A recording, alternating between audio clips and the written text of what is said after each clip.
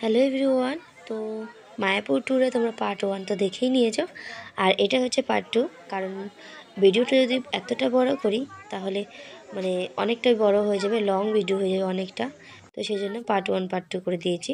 আর এই দেখো আমাদের গোপুসোনা আমার মেয়ের কোলে। আর গোপুসোনার কিন্তু চুলটা আছে, ব্যাগে রাখা আছে।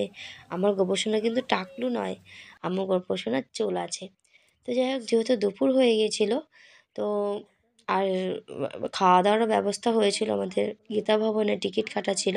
আমরা যখনই মায়াপুরে যাই গীতা ভবনেই আমরা প্রসাদ গ্রহণ করি। তো সেখানেই যাচ্ছিলাম। আর এখানে দেখো ফোয়ারাটা, দুপুর তো এখন দুপুরে, তখন মানে 1টা বাজে, তখন কিন্তু ফোয়ারা চলছিল না। যখন 2টো 3টে 4টে বাজে তখন কিন্তু ফোয়ারাটা চালু করে, মানে একটু রোদটা পড়ে যায়। তারপরে যখন সবাই ছবি টবি তোলে, রোদের মধ্যে খুব একটা কেউ ছবি তোলে না। অবশ্যই ফোয়ারাটা তোমরা দেখতে পারবে পরে যখন হবে। আর এইখানে না অনেক বড় বড় মাছ আছে, আর মাছগুলো খুব সুন্দর দেখতে, মানে কমলা অরেঞ্জ কালারের। অবশ্য আমাদের বাড়িতেও এই মাছ আছে, তবু এখানে মাছ আছে, বেশ ভালো লাগছিল মাছগুলো দেখতে, জলের মধ্যে খুব সুন্দর লাগছিল। তো চারপাশটা দেখো কত সুন্দর। সত্যি মায়াপুরে গেলে না মনটাই একটা অন্যরকম হয়ে যায়। আর মায়াপুরে এতবার গিয়েছি, তবু মনে হয় কি এই প্রথম আসলাম। আমার এতটা পছন্দের একটা জায়গা, খুব খুব পছন্দের জায়গা।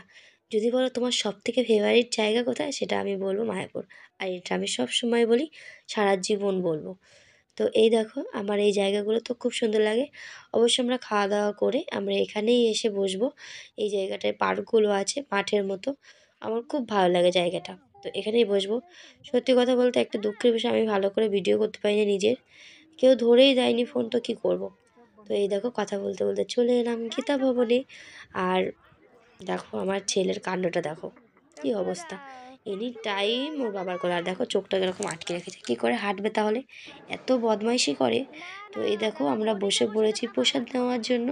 আর এখানে অনেক লোক একসাথে বসে প্রসাদ নিতে পারে। আর এই দেখো আমাদের সাথে গোপুসোনাও বসেছে প্রসাদ খেতে, ওরও তো খিদে পেয়েছে তাই না। তো যাই হোক, মায়াপুরে যে বড় মন্দিরটা তৈরি হচ্ছে তার ক্যাটলগ বলতে পারো এইখানে তৈরি, মানে এখানে আছে, মানে কিভাবে কি তৈরি হবে, কিভাবে কি বানাবে, সমস্ত কিছু এখানে আছে। আর এটা কিন্তু শোলা দিয়ে তৈরি। আর আমি এটা খুব ভালোভাবে দেখছিলাম তাড়াহুড়োর মধ্যে। এদিকে বর সামনে চলে যাচ্ছে, সবাই চলে গেছে, আমি পেছনে, আমি আর আমার মেয়ে। তো আমি দেখছিলাম, খুব পছন্দ। আর আমার দেখো মেয়ে একটা কি একটা পড়ে গেছে গাছ হয়তো, তো সেটা ঠিক করছিল। দেখো মায়াপুর মন্দিরটা, যে বড় মন্দিরটা হচ্ছে এইরকমই কিন্তু তৈরি হবে। তো কেমন লাগছে অবশ্যই বলবে। তো আমরা তো দেখে নিলাম যে মন্দিরটা কীরকম হবে।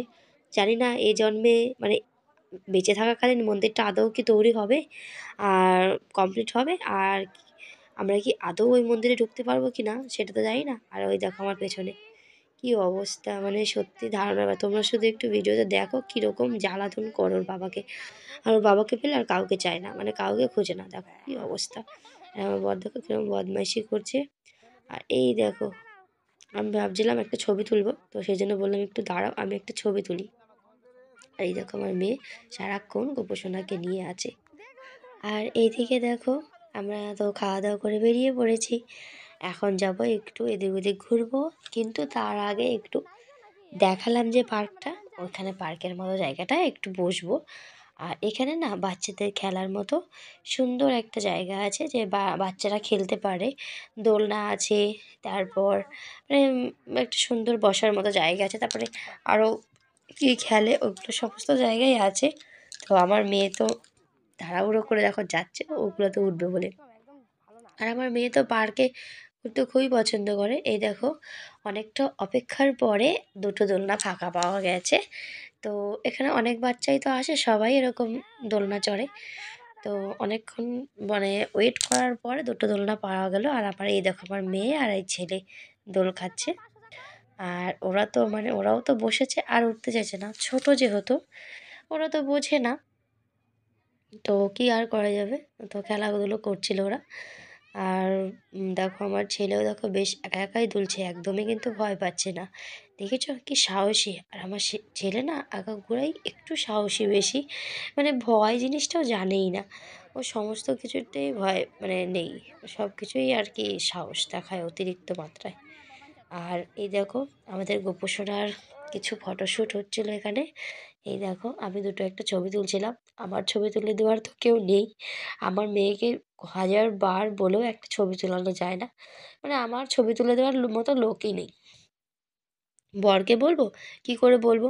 সে তো আমার ছেলেকে মানে ছেলের দায়িত্ব নিয়ে নিয়েছে। ও তো সারাক্ষণ ওকে কোলে নিয়েই বসে আছে। তো এই দেখো আমার মেয়ে আবার দেখো, দেখেছো? পরে গিয়েছিল একটা সাদা একটা ফ্রক জামা, ওখানে গিয়ে পরে ফেলেছে গুপি ড্রেস, কারণ ব্যাগে করে নিয়ে গেছি। আমরা যখন এর আগের বার মায়াপুর গিয়েছিলাম এই গুপি ড্রেসগুলো তখন ওর জন্য কেনা হয়েছিল, আর আমিও কিনেছিলাম। আর তখন আমি শাড়ি পরে গিয়েছিলাম, পরে ওটা পরেছিলাম একটুখানি। এই দেখো বলেছিলাম না একটু বিকেল হলেই ফোয়ারাগুলো মানে মানে জল ছাড়ে, দেখেছো কত সুন্দর লাগছিল। আর এই ফোয়ারাগুলো জানো তো, আগে আমি যখন ছোট ছিলাম না, এই ফোয়ারাগুলো তখন এইখানে ছিল না, তখন অন্য জায়গায় ছিল। মানে এখন যে মেন মন্দিরটা আছে, মানে যেখানে ভগবান আছে, তার সামনে একটা জায়গা আছে, মানে যেখানে বড় মন্দিরটা তৈরি হচ্ছে, আগে ফোয়ারা কিন্তু সেই জায়গাটাই ছিল। ঠিক আছে, এখন সেই ফোয়ারাটা ভেঙে এই মন্দিরের পেছনের দিকটায় নিয়ে এসছে। তো যাই হোক, আমরা তো অনেক ঘোরাঘুরি করছি, সমস্ত ভিডিও তো দেওয়া সম্ভব না, আর সব জায়গায় গিয়ে ভিডিও করাও সম্ভব না। মানে মানে ফোনটা বের করে এত ভিডিও করাও মানে সম্ভব হয়ে ওঠে না। তো আমরা একটু বেলায় বেলা থেকেই মানে বেরিয়ে পড়েছিলাম। আর এই দেখো এই মন্দিরটা কিন্তু খুব সুন্দর লাগে। আর এই মন্দিরটাও মানে মেন কথা হচ্ছে মন্দিরের ভেতরে কোনো মোবাইল নিয়ে ঢুকতে দেয় না, অ্যালাউ নেই, তাই তোমাদের ঠাকুর দেখতে মানে দেখাতে পারছি না। তো তোমাদের কাছে সকলের কাছে একটাই রিকোয়েস্ট করব, তোমরা যারা যারা মায়াপুরে যাওনি কিংবা যেতে ইচ্ছুক অবশ্যই চলে যাও, তোমাদের কিন্তু খুব ভালো লাগবে। সত্যি মানে মনটা একটা অন্য রকমই হয়ে যায়। মানে আমি আজকাল দেখছি যে মায়াপুরে গিয়ে এতটা মানে অশ্লীলভাবে নাচ, অশ্লীল গানে, মানে যত সব উল্টোপাল্টা গানে নাচ করছে অনেক অনেক সেলিব্রিটিরা, মানে হাই লেভেলের সেলিব্রিটি। মায়াপুর ধামটা একটা তীর্থস্থান ভগবান শ্রীকৃষ্ণের একটা, যেখানে কৃষ্ণ নাম করার কথা। তুমি অবশ্যই রিলস করো, তুমি কৃষ্ণ নামে রিলস করো, ভগবানের নামে কীর্তনে এরকম অনেক গান আছে ঠাকুরের নামে, সেগুলোতে রিলস করো।